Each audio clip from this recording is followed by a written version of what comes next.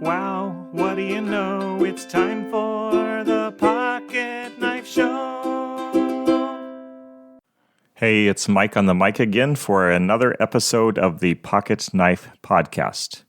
I have a few favorite voices in the world. I bet you do too.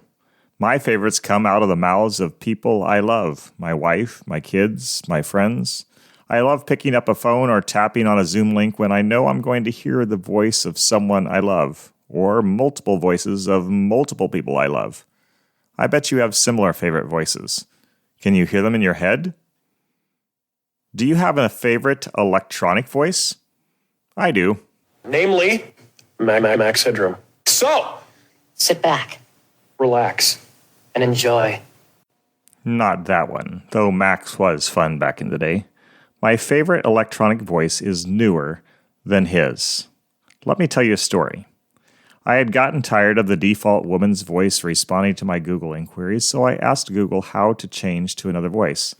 I listened to all the options and, on a whim, opted for the British Racing Green voice.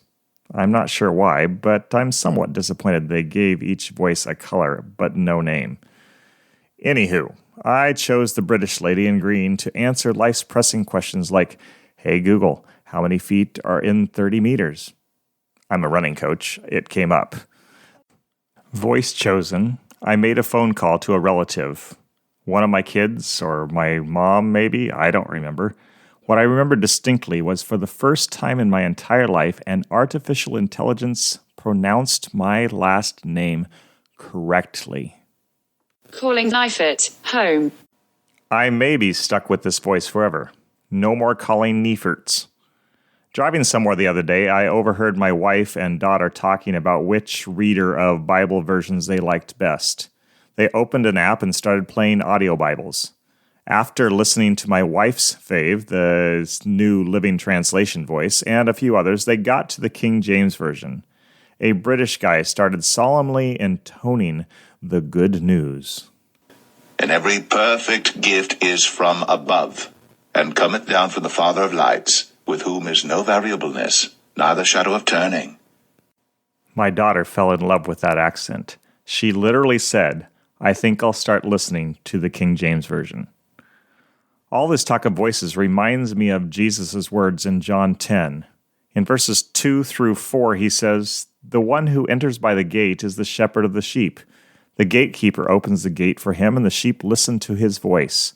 He calls his own sheep by name and leads them out.